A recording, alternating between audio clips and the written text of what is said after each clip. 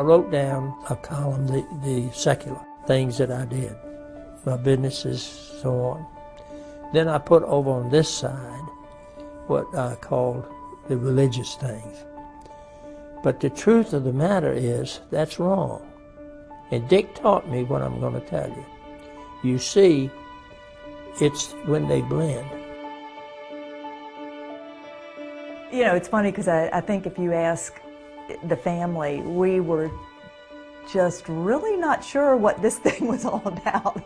I mean, all of a sudden, you know, here Dad, who, you know, had been a businessman entitled to Virginia all his life, all of a sudden he started talking about going to the villages of India and, you know, Cambodia and all this stuff.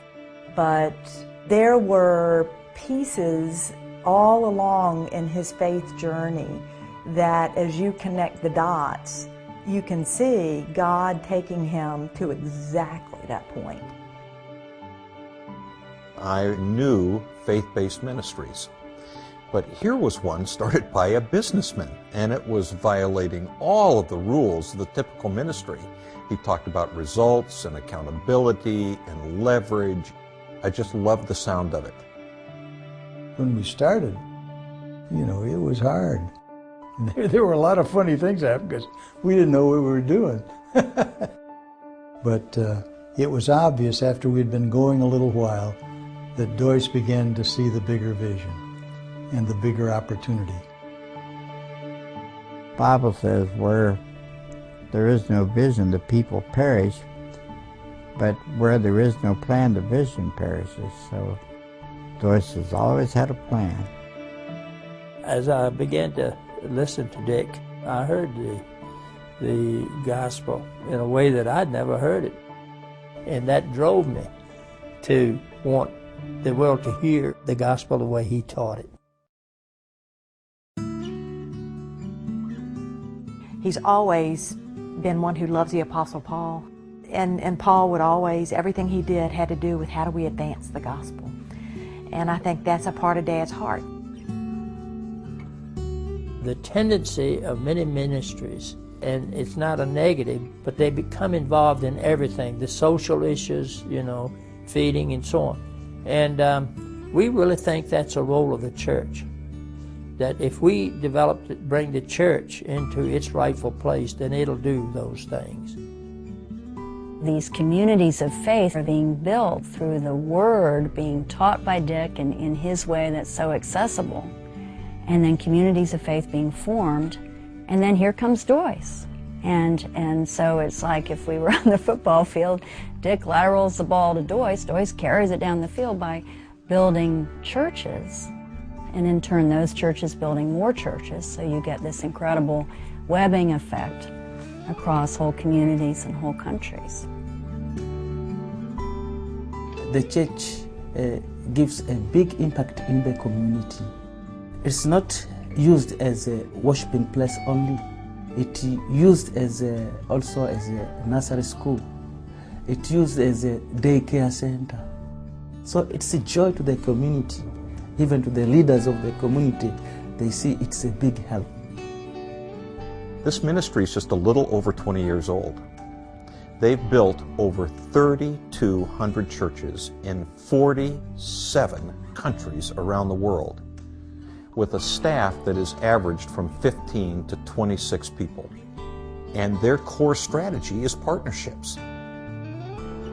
We say we will walk alongside you, we're just not going to give you a check. You have to bring to the table what you can bring, and we're building your church. It's not an ICM church, it's whatever group we're working with. I describe the partnership as one end to the other. We're the agent, with the donor on one side and the work in the field on the other side, and God being the umbrella over the top. And our part is to make these connections and build expectations and honor expectations. There's one church in India that was started by one of our friends, Jack Eckert, and that church now I think has 17,000 people. Another one started by Jack and Dois many years ago, has over 20 different churches. All of these are the idea of multiplication. It's very practical, it's very accountable, and it's very real.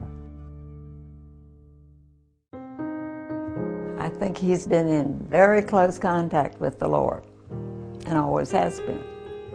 And I think he's let the Lord influence everything he does. A lot of people see just what's there. They don't see what could be. And the thing that I've loved about Dois is he sees what could be. And that's true in terms of building buildings and envisioning them in his mind's eye before they're built. But it also has to do with people's lives. I have a logo, the whole word for the whole world, and he's made it possible for me to do that. And so I'm so grateful for him and for the way God has used him to, help me experience my dream. He's taught us to live with expectation, to keep our eyes open to the wonders. You never stop. You're still on this earth, you're still working for the Lord, the Lord still loves you, and you still love him. And this is what I'm seeing right now. He's not going to stop while he's here on earth.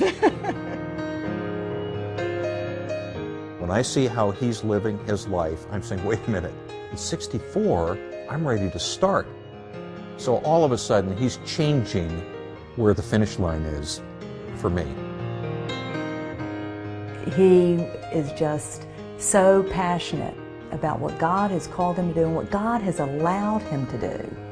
I think he is probably more surprised than anybody that God has used him to grow ICM into what it is today. What we're doing is trying to share the person of Christ, that the world might know him and know the truth. And the truth will set you free.